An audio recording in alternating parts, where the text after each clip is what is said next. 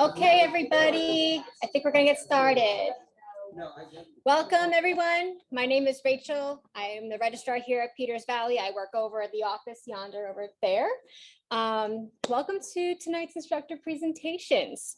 It is the evening where our visiting instructors take turns giving 10-minute talks about their work and themselves. We have a pretty big group this week, but they are all very talented artists and wonderful friends to Peters Valley, and we're happy to have you all back this summer. Instructors, I will be keeping an eye on the time. So when your 10 minutes are up, I'll give you a little wave, and then that'll be your cue to wrap things up for the next person. But yeah, the bathrooms are open should you need them. Help yourself to the bug spray if you need it. I've got the candles out, and should a big bug be bothering you, I brought this. I actually did use it a couple times today, so I figured why not. We are going to get started with the photography instructor this week, Wright, and the assistant in that class to formally introduce is Maggie Seinfeld.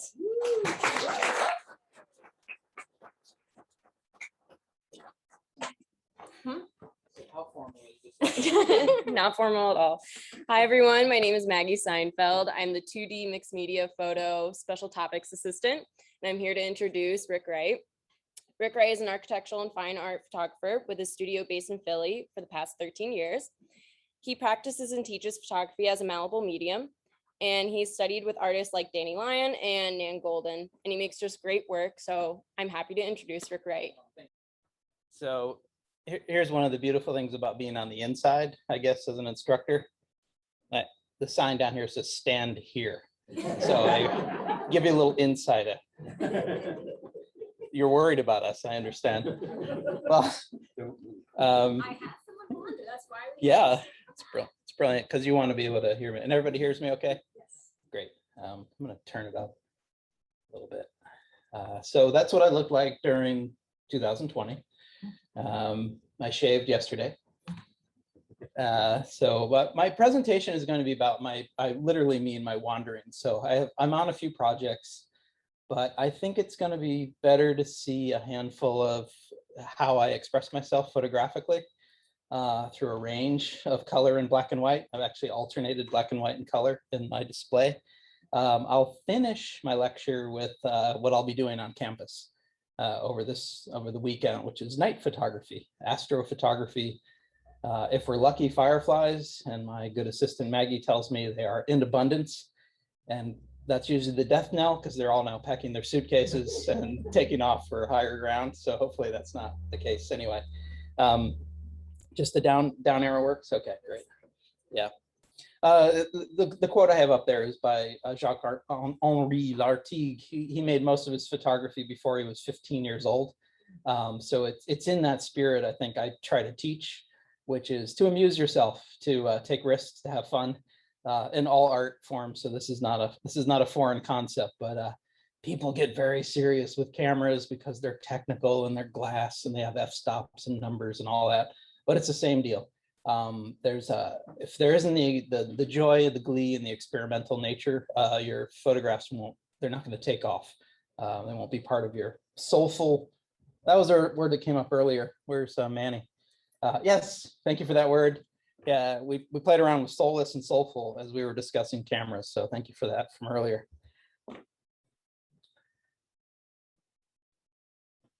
You know, it's not a lot to say. Does this look like everybody else's COVID? This is not all a downer, by the way. This is an upbeat program, but you'll get an idea how I think, what I'm thinking about.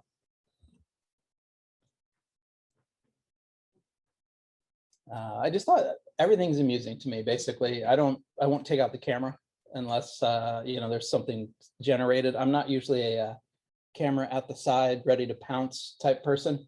I'm usually more like I'm paying attention lightly, and something springs before me to be kind of a moment.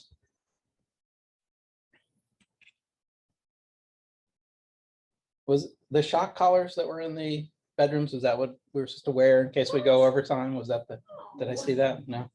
All right. I held my neck when you said we'll give you the buzz. When you said the buzzer, I was like, oh boy. No, we're good.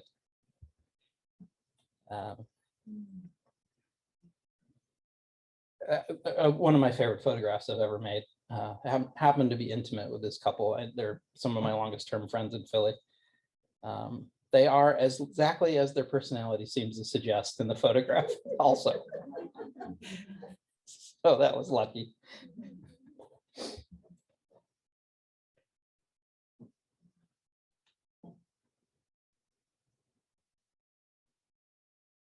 I'm not really a people photographer, but I'm becoming one slowly. Like I usually don't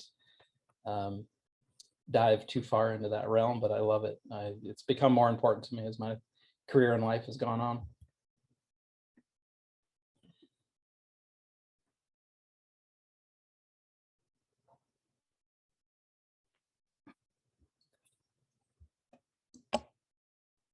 My amusements generally are structure, color play, interactions of form.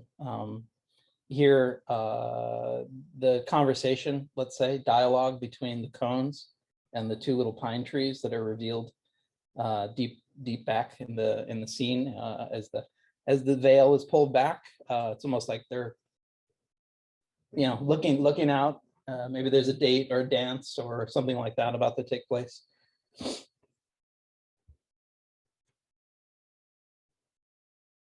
Totoro, any Totoro fans? Yeah, all right. Well, this is what happened to Totoro during the last year, unfortunately. Yeah, one of my favorite animations too.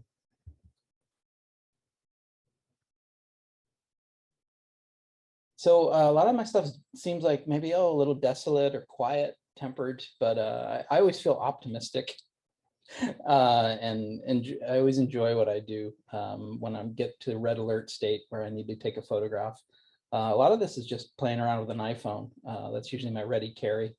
I also teach darkroom photography, so I'm making 4x5 film as well. So everything from a quarter-second engagement with a subject to 7 hours and 50 minutes to set up a shot with a 4x5 camera.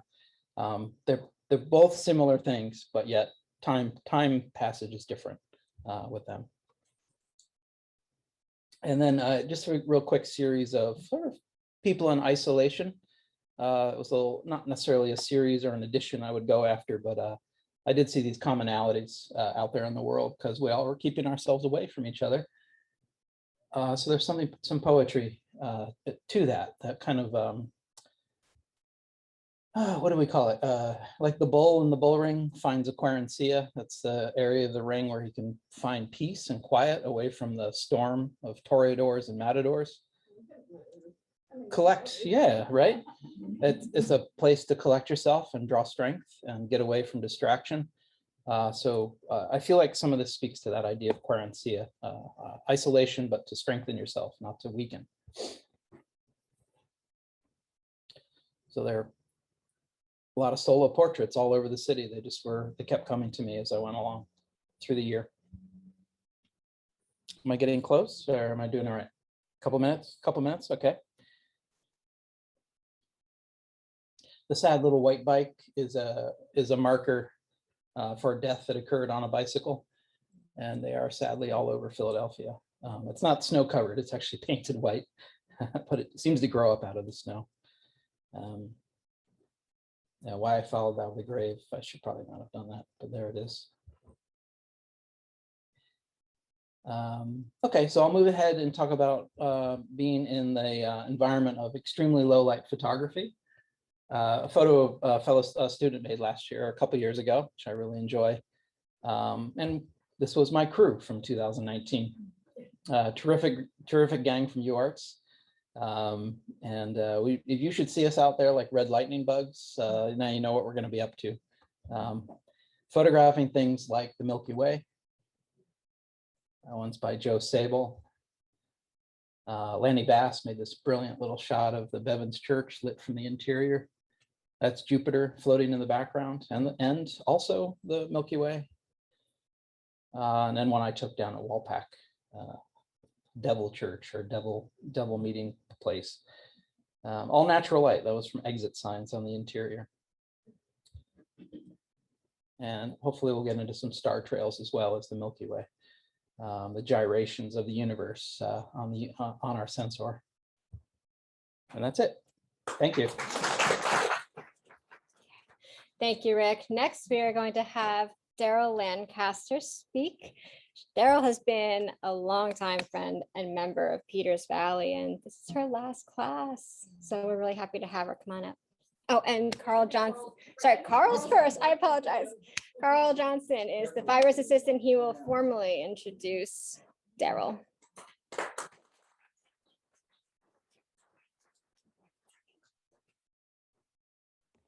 Hi, yeah, so I'm Carl Johnson, the Fibers assistant. Pleased to introduce Daryl. Daryl is a hand weaver and fiber artist known for her award-winning hand-woven fabric and garments. She has been sewing and weaving for half a century and gives lectures and workshops to guilds, conferences, and craft centers all over the United States. And is the former features editor for Handwoven magazine and frequently contributes to various weaving and sewing publications.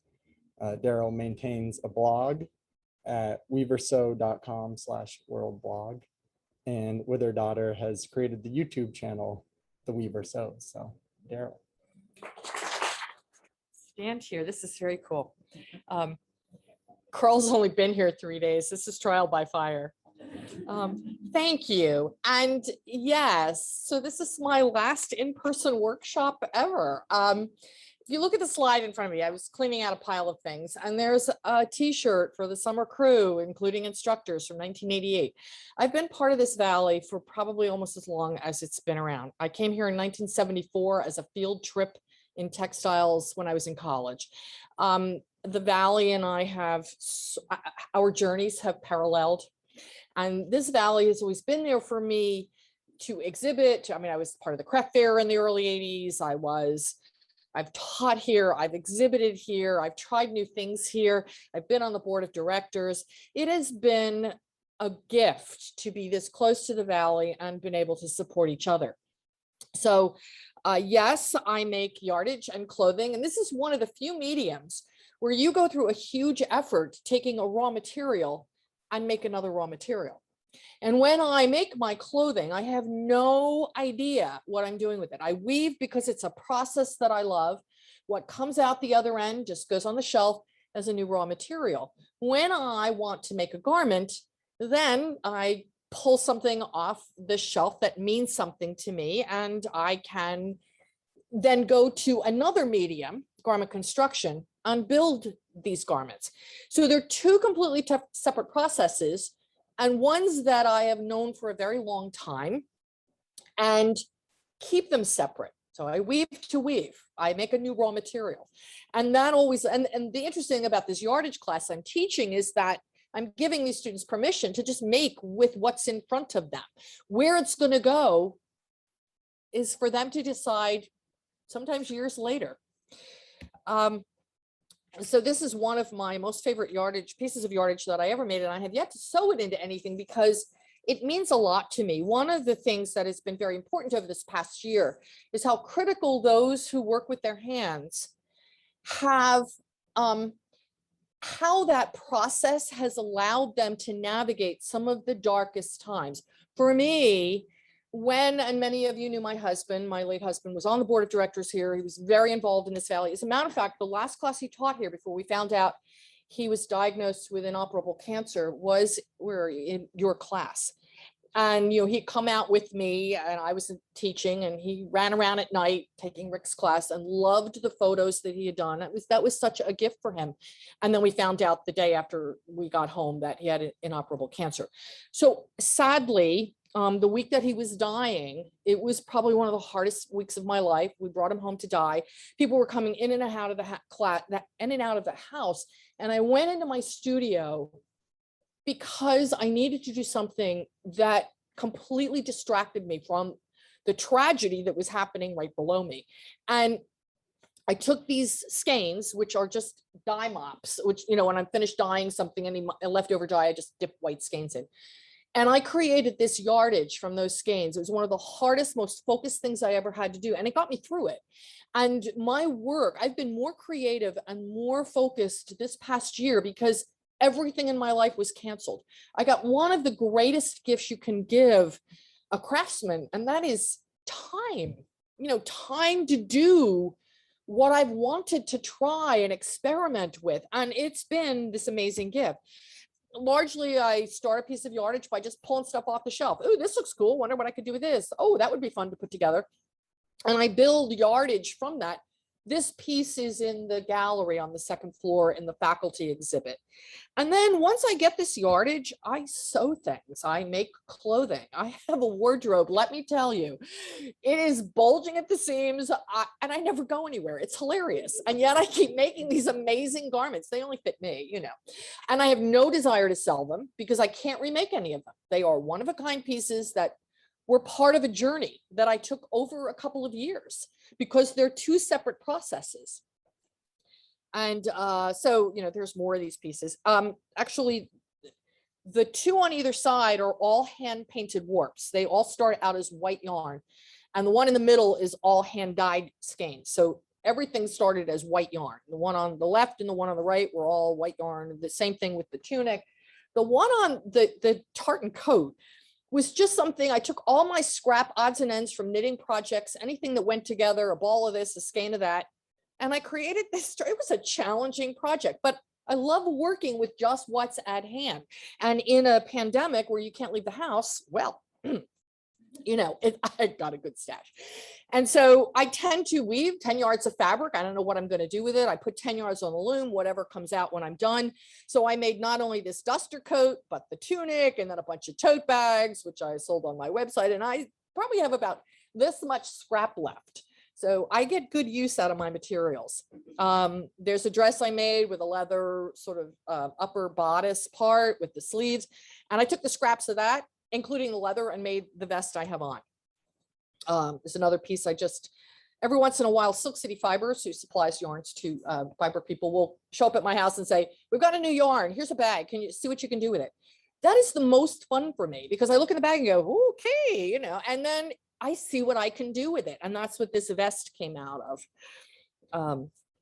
This is all hand dyed yarn. And then I had enough left from this coat with the hood to make the jacket. And these are all original dress patterns. When I taught on the road, I had 12 different patterns that I used for garments for students in all sizes. And my daughter, who I hired when she was the fiber assistant here in 2019. And when she got back from that, I hired her, and we spent the whole pandemic completely digitizing my entire life.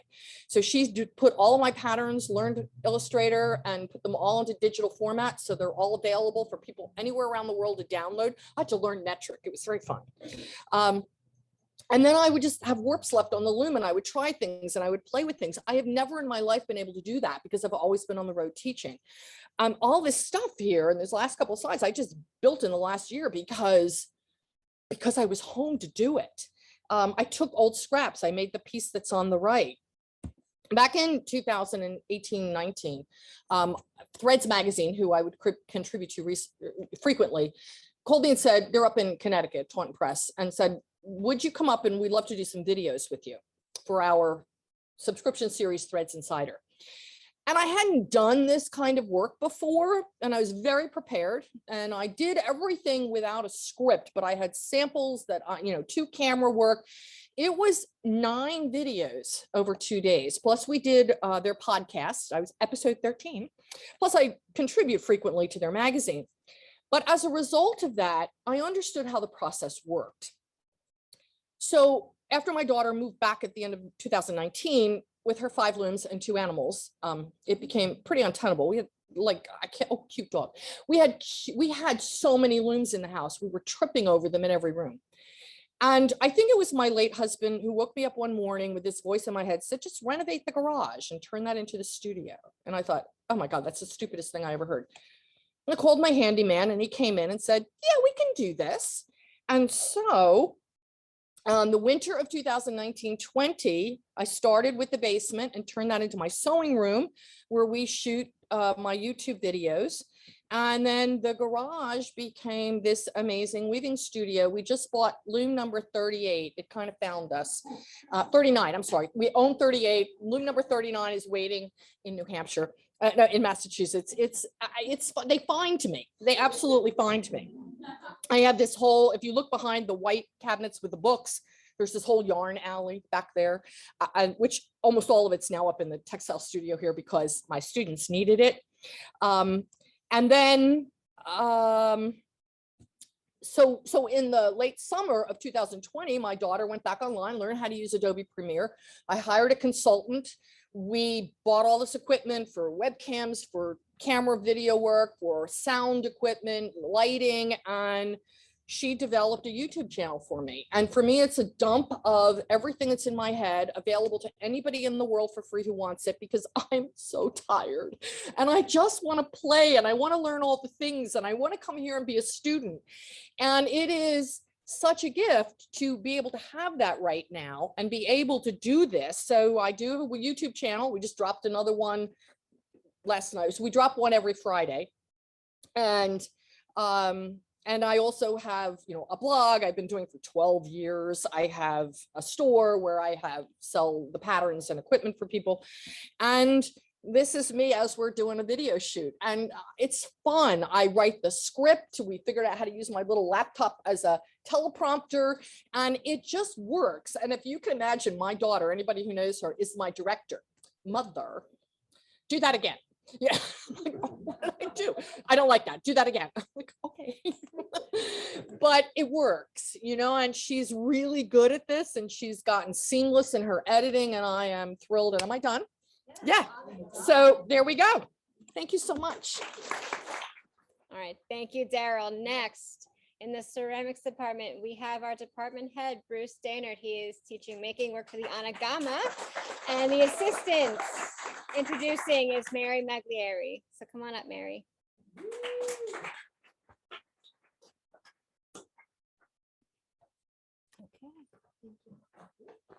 Hi, everybody. My name is Mary. I'm one of the ceramic assistants. Bruce Dehnert is a tried and true Wyoming cowboy. After earning his BA in English Literature and Creative Writing from the University of Montana, he went on to get his MFA in ceramics from Alfred University in New York. He has taught at Hunter College and Parsons College, both in New York. He has taught at the School of the Arts in Auckland, New Zealand, and then went on to teach at the University of Malaysia on the island of Borneo, as well as the University of Dartmouth. His work is in collections such as establishments such as the White House in Washington, D.C., the New Museum in New York, the Zhang Museum in China, and the Dowse Museum in New Zealand. Dehnert is a 3-time award winner of the Fletcher Challenge Award and is an Amazon bestseller for his authorship of the Simon Leach Pottery Handbook, and is a member of the International Academy of Ceramics. To leave you with a bit from the mind behind the man, creativity and art making can be greatly enhanced by forming connections between the artist and pretty much everything and everyone else out there who happens to somehow wander into the artist's orbit. Please give a very special welcome to Bruce Dehnert. Okay, that's pretty clear, as Rick said. Thank you, Mary. And thank you, Bella. We're starting on the Anagama. It's been here since 1980, the United States' second Anagama, but the first public access kiln. And so this is part of a really great tradition. And those two assistants, Mary and Bella, have just saved us big time. This has been a crazy year for all of us, right?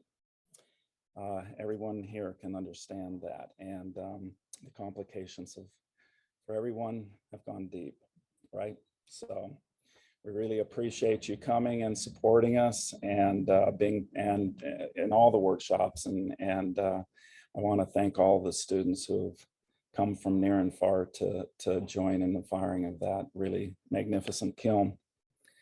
I grew up in Wyoming, as Mary said, and my mother was a journalist. She wrote articles in the local newspaper that got her and all of us in trouble occasionally, which one can understand in a small Wyoming town.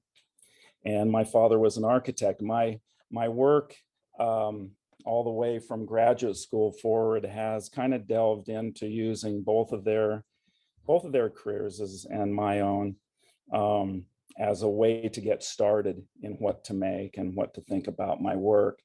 So this image is a arena at the University of Wyoming that my father designed, and in it are still to this day rock concerts, traveling opera, and some minor events like men's and women's basketball and volleyball. And the thing that I really love about the image on the left is that it's where I start with my work, and whether it's sculpture or with the most recent vessels that you'll see. And the image on the right is the interior of that.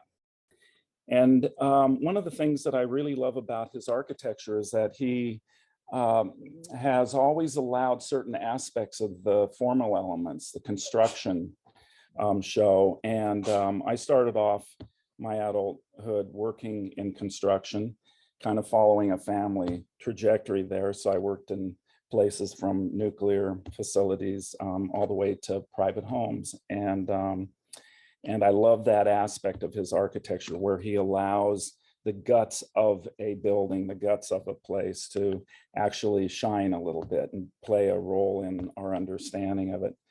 So having said that, the images that I'm going to show you tonight come from a show that I did at the Hunterdon Museum this year during COVID. What a great time to have a show at a museum. But one of the great things about it is that I had this wonderful amount of time to work some of these ideas through and so forth, even though very few people saw the show. These are all stoneware, they're wood fired. As you can see, I'm interested in showing the guts.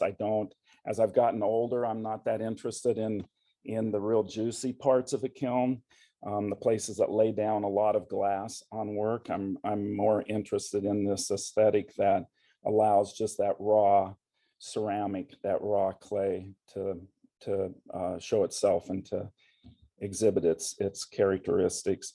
Just a little bit of dusting of the wood ash on these pieces. That piece is called Splay.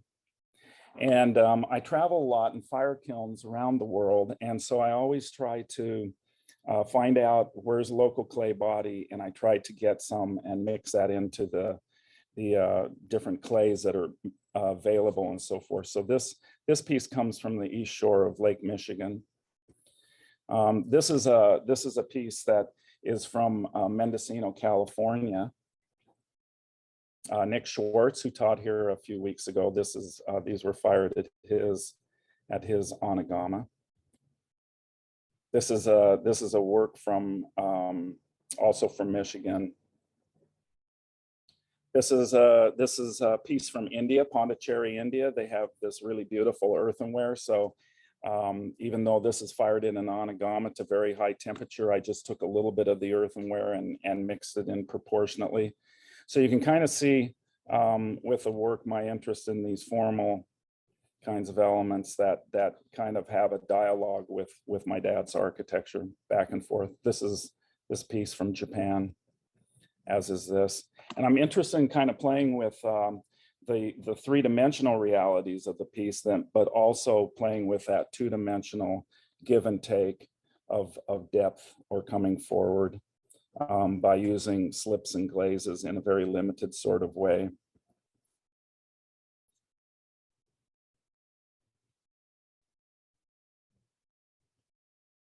This is one of my functional pieces. So you can see my interest in the architecture there, where I'm using, this is based on a little building in a ghost town near where I grew up. So that's got that western front to it, and kind of talks about some of the geology around my hometown, which are those typical red rocks. I'm also interested in post firing. So I'll fire in wood like this piece, and then fire again in different oxidation firings in electric kilns to get that bright color.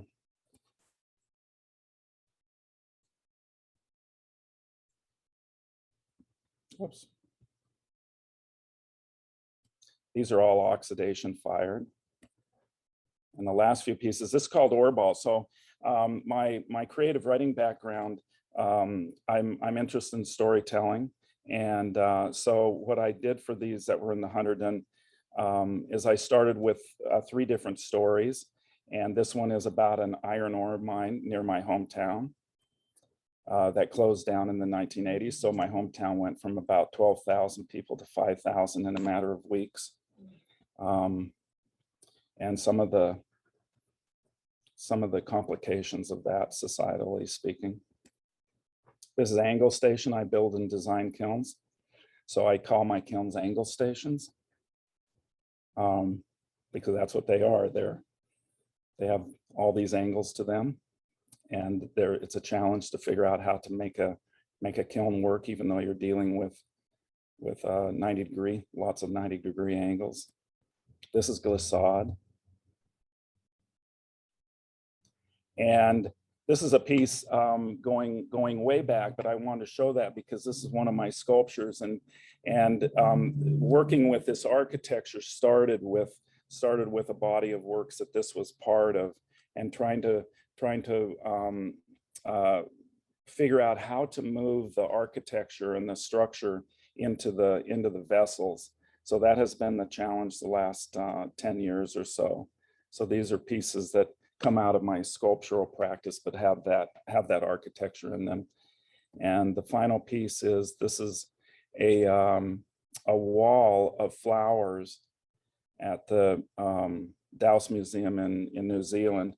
And each flower is connected into a little wall mount that comes from one of my favorite architects. So where I'm responding to some of their motifs and so forth. So that has kind of grown. This is the oldest piece that you're seeing, and it's kind of grown out of my most recent work has kind of grown out of this piece very much so. And thank you. All right. Thank you, Bruce. Next, in the blacksmithing studio, we have Nick Rossi, and our assistant to introduce is Sean Fitzsimmons.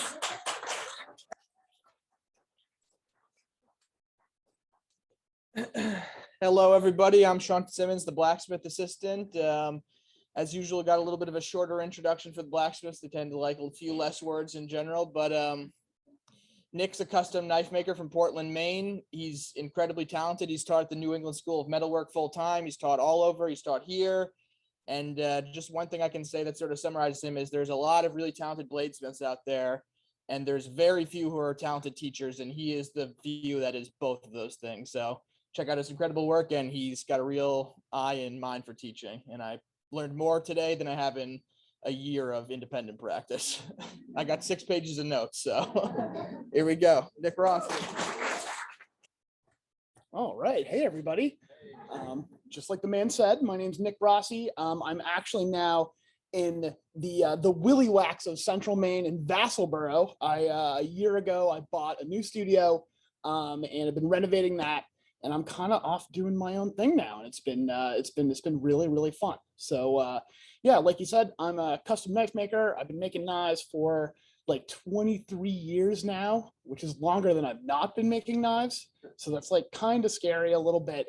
But I've been teaching this stuff since 2006, and this is kind of a new craft in the sense that people building a knife from start to finish, starting with raw stock, and making the handle and doing everything themselves is a fairly new pursuit. I'd say it's within the last 100 years have people started making knives from start to finish by themselves.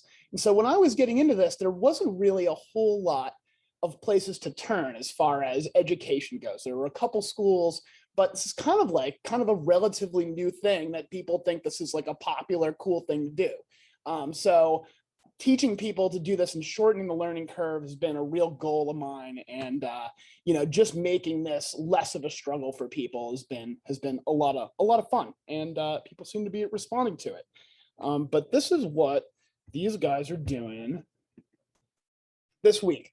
So we're making kitchen knives. I am a big fan of kitchen knives because I love to cook. as much as I love to forge, and I love to eat more than I like to do either one of those things. So kitchen knives are a natural thing for me. And they're actually quite tricky to make because they have to be very, very thin. And this is a forging progression. So this is sort of starting from the left and working to the right, just like how to make a chef's knife in like 7 easy steps or 8 easy steps. And coming up with a process like this that works and is repeatable, it is kind of the hard part. So metal is like clay, very much like clay in the sense that when you get it very hot, it becomes plastic and it's super squishy and super easy to move. And you know, but then as it cools, you kind of run into other issues. And so having this sort of step-by-step process makes this a whole lot easier. And, you know, how did I come up with this? I forged probably 200 wrong processes. So this is kind of why you take the class, you know, and yeah, so unlike a lot of other knife makers, I take a lot of joy in making kind of prosaic everyday items like paring knives. Like we all use a paring knife. That's something that's in all of our drawers. And, you know, why not have one that is sort of befitting how much an item like that is used? I mean, if you cook a lot, it's something that you touch literally every day in creating a meal. And I don't, you know, I don't have a problem in getting in front of the forge and making, you know, 15 of these at a go. In fact, it's really taught me a lot about how to deal with, you know, like the discipline of doing stuff over and over again, and how to like kind of roll with the tedium and how to sort of let yourself be a part of that tedium. And when you're doing stuff over and over and over again, is it like the process that is, you know, is making a paring knife like my artistic goals? No, it's not, but it's teaching me these sort of fundamental skills that even after, you know, 20 plus years of doing this, I'm still getting faster and I'm still getting better. And that just comes from doing this over and over and over again. And I like experimenting with color, with texture. You know, in kitchen knives, they kind of have to work. There's kind of no room for sort of a fantasy or, you know, like crazy design. You are kind of in a box. Like they have to be a certain shape and a certain style in order for them to work. And I like that constraint. I like having to work within that box. I think it's super fun. So this is kind of mild and wild, as you can tell. The bottom one is mosaic Damascus, which is kind of a general term for pattern welded steel. If you look, the blade sort of has bright and dark layers, and this is done with 2 different types of steel. And you can do it sort of like using like Fimo dough or glass. You can create mosaics and tiles and sort of arrange that in fun and interesting ways.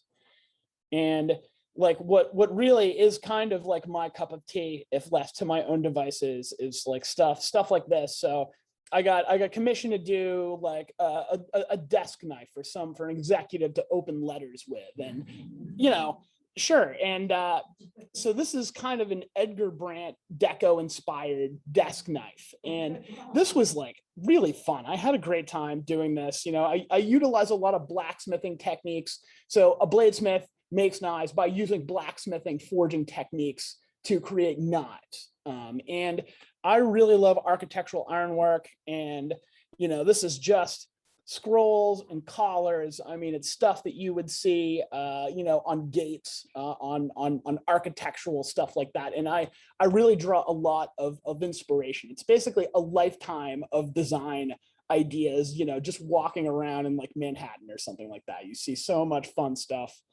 And I draw a lot of inspiration from that. So this was a fun project. I had this is actually 2 knives made for a 3-piece set, and the sort of gold colored bolsters there. I like using a lot of titanium. I like sort of mixed metals, aluminum, titanium, bronzes, coppers, a lot of stuff that other knife makers tend to stay away from. But I'm a big fan of titanium because, you know, it's really miserable to work. It really fights you. And it has this like soft feel to it that no other metal has. So I really, really like that as a material. It forges pretty well, has a, you know, it's pretty fun. This is another two kind of pattern welded pieces, sort of standard utility kitchen knife patterns. I like material that kind of has some provenance. The top one is oak from the tall ship, the Bounty, when it was being overhauled in Booth Bay Harbor, and I was able to score some of that. So, you know, the Bounty is no longer with us, it's sunk. So it's like a little piece of the Bounty that kind of lives on. And I love stuff like that. I think that's really cool. On the bottom piece here is a piece of paper phenolic that I broke off an old machine during like a big going out of business sale at a factory. And it was like just this beautiful phenolic material. So I love stuff like that. And, you know, this is a kind of a more contemporary sort of design thing, more of an experiment with like synthetic materials. And I kind of like more of a contemporary look using sort of traditional practices. And I love color. You don't see color on knives a whole lot. It's a lot of black and browns, and I love bold color. And this has a power inlay that you can kind of see. And I'm big on whimsy. Like it's like this little inlay that it's kind of I don't know, it sort of draws you in, and it's kind of this own little universe within your knife, you know. And I think that's kind of fun. And this is more like production work. Again, you know, if you want to get good at blacksmithing, especially the fundamentals of the craft is repetition, is doing stuff over and over and over and over again. And, you know, again, like I said, after 20 something years, I'm still finding ways to be faster and better. And, you know, it really has been kind of a gift doing production stuff. And a tiny folder on a big old kitchen knife. This is kind of a fun integral bolster piece that I did. Kind of has an octagonal handle, just something different, just something different. And these are more titanium bolsters, titanium collars. And the bottom one here has wrought iron, which is another one of my favorite materials. So wrought iron is no longer made. It is a material from the past when they invented the Bessemer process to easily make steel. Wrought iron went away. So there's no more new wrought iron being made, and all that you get is salvaged. And I found some off of a bunch of anchor chain that was pulled up by a scallop boat that I rescued out of a friend's dumpster. So it's old chain wrought iron, literally dragged off the bottom of the coast of Maine, which is pretty cool. And it has a beautiful grain, beautiful finish. And this one I really like a monochrome, totally purple, totally blacked out blade with just a little peak of that shell inlay, which is kind of fun. Super saturated colors. I love this teal. You know, again, like I love deco stuff. I love that sort of translucent kind of look that you see on clocks and lamps and stuff like that. I like to apply that. And this was kind of a fun request. I got approached by the wife and daughter of a surgeon who said, "Can you make me an 18th century scalpel?" And I was like, "I think I can help you out." And this was a super fun project. So that's basically a copy of a traditional 18th century scalpel pattern. Yeah, that was super fun. And this is just another paring knife, just jazzed up. That's some local wood from a buddy of mine who's a pretty famous bull turner, and he just showed up with all this burl and just left it on my porch, and it's just stunning, right from Mount Vernon, Maine. And yeah, this is just more production work, more color, more fun. You know, I like fun. So that's a good way to close it. So there we go. Thank you. Thank you, Nick. Thank you. Next, in printmaking, we have Dominique Ellis. Sorry. And the assistant in that studio is Maggie Seinfeld.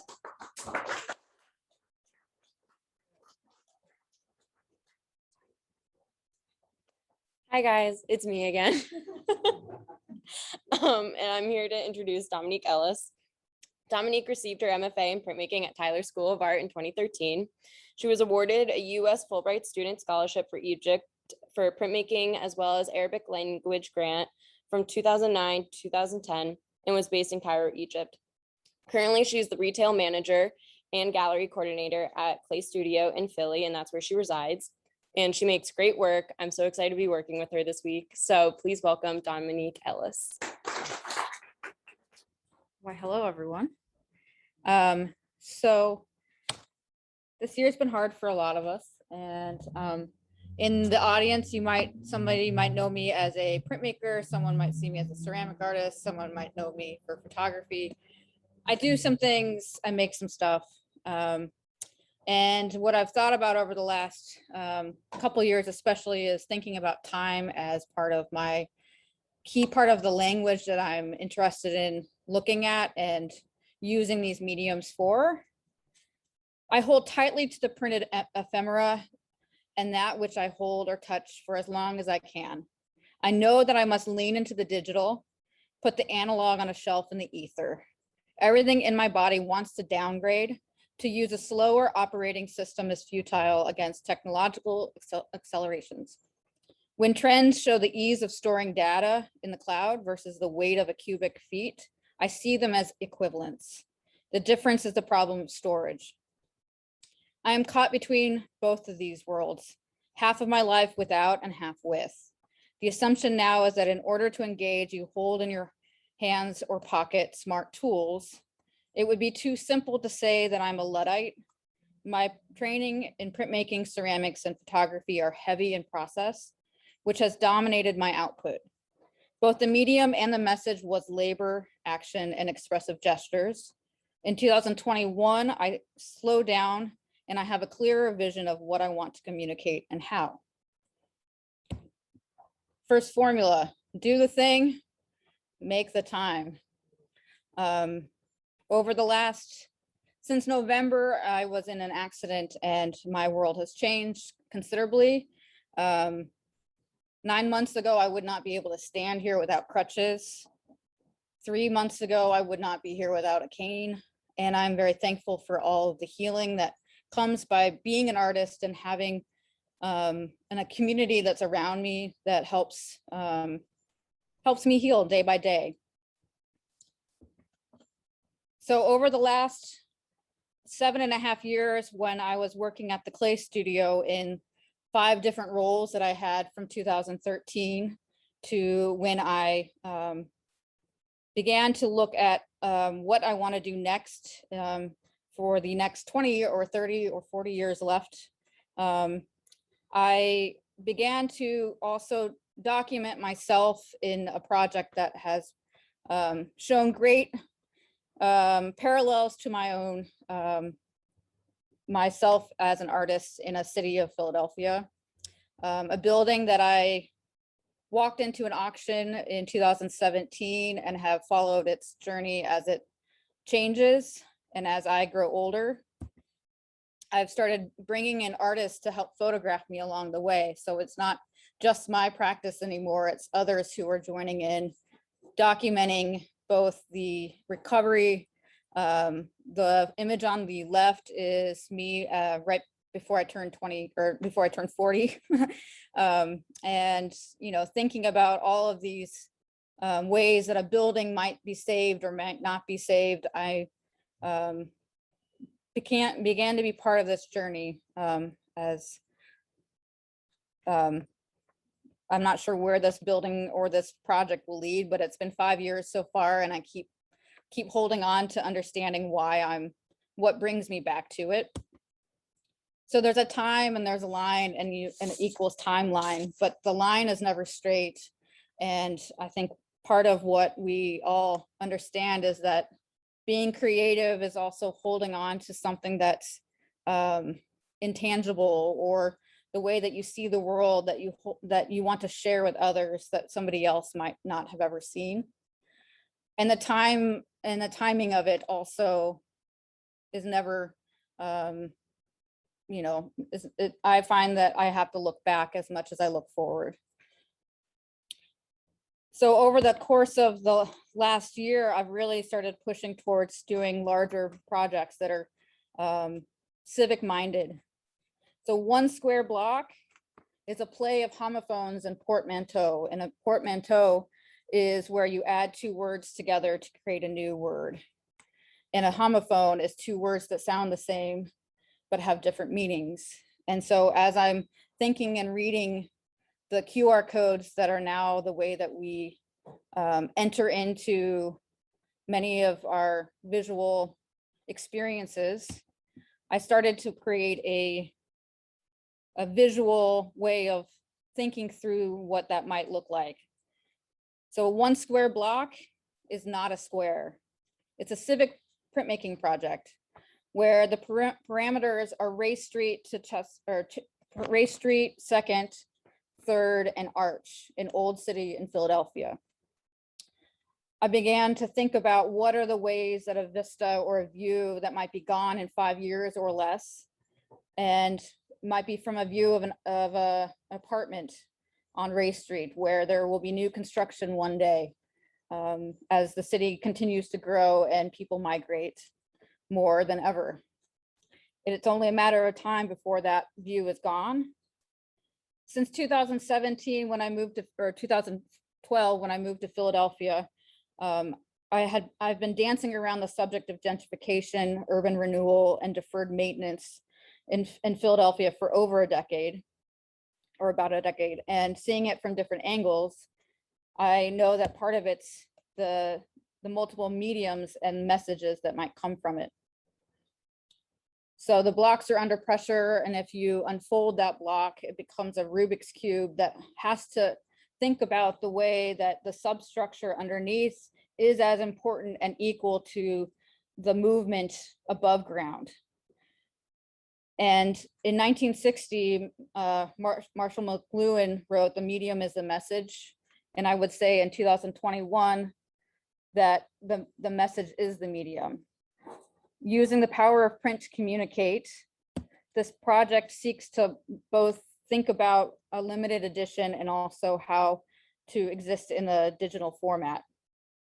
And what happened, to question what happens when the grid goes down, and how do we both coexist together to help create climate change and all these other issues that are compounding each year. How do we find the solution together? So I'm looking at very deep things, and also I think using my typewriter and almost coloring like crayon to think through what could be communicated and what are the lessons that might be, how to talk about the new and the old on in parallel to each other. So as a former Peace Corps volunteer in Morocco, I found that my time, 7.5 years of being in the small village of Old City, I see this one square block as the village that I'm also interested in mining further. So as I print and as I make and I return to doing printmaking on a more active level, these prints I've held on to since 2005, and I keep finding that I need time between each medium to kind of understand what they might mean or the messages they might tell me. And time is a shape, and the shapes that I do are part of that greater whole. The other project that I'm working on and beginning to delve into my bucket list of things that I hope that I can continue to build upon and make time to communicate with people is that science fiction is now fiction. And so I've been thinking a lot about how even the time delay from this slide that I took in 2001 relates to you know, time delays of 3 seconds or 3 minutes versus you know, 20 years since 9/11. I'll be premiering my first performance in Philadelphia, dancing as a lanternfly. And rejoicing in the fact that I can dance and I'm still healing, but will have a slow wandering around Old City, and you might spot me as a lanternfly. So thank you very much. Thank you, Dominique. Our last instructor for this evening in the Fine Metal Studio, we have Maureen Duffy, and the assistant is Miss Maddie Meyer. Maddie Meyer.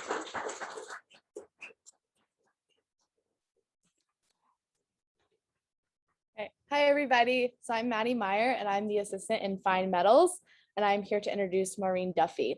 So Maureen received her MFA in metals at SUNY New Paltz in New York in 2007. Since then, she has maintained a studio profession, making a production line along with one-of-a-kind jewelry. And her work is inspired by the urban landscape. Maureen currently teaches jewelry and metalsmithing at Tyler School of Art and Architecture, Rowan University, Towson University, and Fleischer Art Memorial. This week, she is teaching a soldering intensive here at Peters Valley. So please help me in giving a warm welcome to Maureen. Hello. All right. It's been a while since I've talked about my work, and I feel like there's new things that come to you about past things that you've done.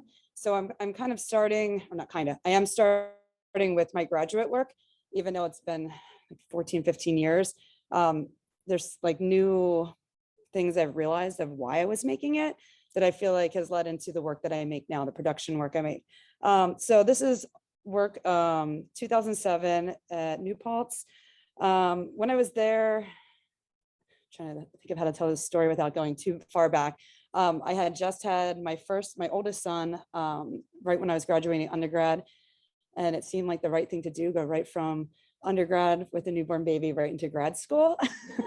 I don't know if I could do it again, but I did it. And then, so I lived in the city before I had him. I was a bike messenger for 4.5 years while I was in undergrad. So I was that crazy person ripping through the streets on a track bike with no brakes. I wouldn't do it now, but was doing it then. So I had this like deep love for the city, but not the city like, oh, I live in the city and I go to this restaurant or that, but like everything about it, the grit of the city, meeting everybody, going into every building. So when I moved up to New Paltz, and I was in the middle of the woods with a newborn baby and my husband, I was like, where are we? We're like, we're so far from the city. And so I was making work during that time that I didn't feel totally connected to it. And then my last semester, I was like, I need to make work that is about things I love. So I came up with, or started making work about like looking around, taking photographs, going back to Philadelphia and taking photographs of things that I was seeing, which led into this body of work, and taking it and bring it to this idea of royalty, of living in the city and owning the city. That these things that you see every day that we're just like, oh, it's a street sign, that it's not just a street sign, it's someone's block, it's something that somebody sees and they pass every day. And it's not necessarily this mundane, I mean, it is mundane, but, and then also that these things affect who we are and where we live. What we are surrounded around affects who we are as a person. So kind of playing with jewelry and then architecture that way, that the architecture that we surround ourselves around ultimately affects who we develop as people. So we have manhole cover, and these are all fabricated pieces. This is, and then looking at the Bell Atlantic telephone, and then also looking at some of these things as pieces that would eventually, you know, we don't see anymore. So who sees it? I mean, there's like no telephone booths anymore, but I used to have to use them every day when I first moved to the city, and now I would never touch one to save my life. So things like the telephone pole with all the things that are stuck into it, with all the cable lines. So I was looking at these things more too as like bits and pieces of what we see, and they also as markers of where we're going. So a lot of times in the city, you don't always remember street names. You're just like, oh, make a right. It's kind of like the same as living out in the suburbs or rural areas. You're like, make a right at that large tree. It's the same as the city. Their city's the same way. It's like, make a right at that telephone pole with all the blah, blah, blah, blah. I mean, to some, not everybody. Chain link fence. So I'm gonna zip through those. So that was that series. So then I graduated I got out of grad school and the recession hit and I moved back to Philadelphia. And I was like, okay, what am I gonna do with this sculpture work that I want to be making and showing when it's the middle of the recession and people aren't necessarily, where am I at? Heading in that direction. So kind of skipping over that. So I started looking at the photographs. I was taking a lot of photographs when I moved back, continued to do that, and not anything that was like, I wasn't trying to be a photographer. I just was taking pictures of things I found interesting, things that were repetitive and that caught my eye. So just that moment. And this was before these images of quality are a little sad. This is before the camera phone existed. I just had my point and shoot and was going around and taking it. And then throwing it into Photoshop and putting lots of like saturation on it, all kinds of fun stuff. So these images are a little old, but I was taking pictures of all these abandoned bikes and trying to figure out what I wanted to do with these skill sets I had, this degree that I had. And I had a whole wall of all these abandoned bikes. And one day I was like, oh, I took the tracing paper and started going over the bicycle. And I was like, this would make a really cool pendant. And then that kind of developed. I was like, how does this relate to me? Because everything has to relate to us somehow, or else like why, or I shouldn't say that everybody feels that way. I feel like I don't want to make something unless it has like a story to it. And it doesn't have to be a story that anybody else knows. It can just be inside my own head. So I thought of all these like bikes as just kind of like abandoned, forgotten. It kind of was where the recession was at the time. There's lots of abandoned houses, lots of abandoned everything. So this bicycle series was the bicycle carcass series. And with this series, it was shocking. I had made lots of like what I thought was sellable jewelry before this. And I was doing different indie craft shows. So I was doing Art Star, Craft Bazaar, all the Renegade, Chicago, Brooklyn. And I was making a lot of what I thought was fun. They were sellable, but things that didn't really have any character. And then I started this line of these bicycles and I was like, I'm gonna put them out and see like how people take to them. And I couldn't make them fast enough. And they just started selling. And I was like, whoa, this is crazy. I was way underselling, like underpricing it. But I still couldn't believe that people were just buying them really fast, which then all of a sudden I was like, oh, okay, there is like a career opportunity in doing this. Which then pushed me to start going, okay, well, what else can I make? Like people actually they really like my actual art ideas or like the more creative pieces than they do the hammered ring that's on the table. And so I started looking at other pictures that I had taken and seeing what else I could do with them, which then led into chain link fences, which if you know my work, I do a lot of chain link fence stuff. And it's mostly because the patterns are endless and then the ideas are endless. So I started taking pictures of all these different chain link fences around the city. I mostly like drawn to the ones that are like cut open and then repatched and cut open again and repatched. And then ones, this shadow is pretty awesome. And I take those and tracing paper over top and trace. I know that there's the iPad Pro now, but I'm not willing to go to the Apple Pen yet. I still old fashioned like to sit there with the tracing paper. I feel like as I'm sitting there drawing, I can start like developing a whole series of work or just ideas start popping into my head. So anyway, this is my process. And then next, so before I really started, I kind of went back and forth between working on production pieces, doing the indie craft market, and then still juggling, trying to be, get gallery shows and doing both of them. It's a lot of work. I'm sure many of you know. It's like 2 full-time jobs on top of teaching, on top of also being a production jeweler working for other people. So this was like my big, not last, but it was like the big last show of them that I had, and then I sold most of them. And I kind of was like, I am burnt out, but there's more to come. I have things coming. So I was thinking about these pieces, not in a production sense, but as one-offs, and kind of playing with the idea of what does a chain link fence do? What is it holding back? Is it holding things in? Is it keeping things out?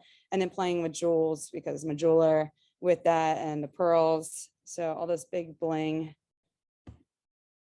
kind of protect it behind these pieces. So, and then also, especially coming out of school, the engagement ring is like all the thing that most, I feel like when you're a young jeweler, you're like, how can I play on the idea of the engagement ring over and over again? Because it's just endless ideas and possibilities. So this was that, playing on this idea of the engagement ring, and then just big gaudy bubblegum pearl pieces mixed with this chain link fence that's not thought of. It's not something we think of as pretty. But then when you put it against this, it kind of like messes with your eye. You're like, oh, that's actually pretty cool. But you wouldn't like look at a chain link fence out in real life and be like, oh, that's so pretty. But in this, what I try to do is pull that, like make something that's not necessarily thought of as beautiful, all of a sudden beautiful. And I'm not trying to make miniatures either. I've had a lot of people be like, why, you could do this and that. I love miniatures. I love when other people do it. I more want things for the pattern, and that kind of second, you see it after you've already seen the piece, then you're like, oh, I see what's happening here. I see the chain link fence. So that was part of that series. And then again, playing with the chain link fence as a setting for engagement rings or just like big cocktail rings, playing with different stones, some Herkimer diamonds. And then down here, it's hard to see. Oh no, it's easy to see on there, hard to see here. Starting to actually branch out because I was doing wrought iron, chain link fence, brick all at the same time. So I snuck this guy in down there, which was part of like branching off from the wrought iron fence series into that, but just using that like gritty sidewalk texture on the piece. All right. And then again, still photographing, try to throw in some of my photographs in here. They're not anything to be amazed by. It's just I'm just using them as reference photos. And it wasn't until recently that I even started showing anybody them. Until a friend of mine was like, you really should show some of your reference photos because they play a huge role into your pieces. I was like, oh, okay. So there's brooch.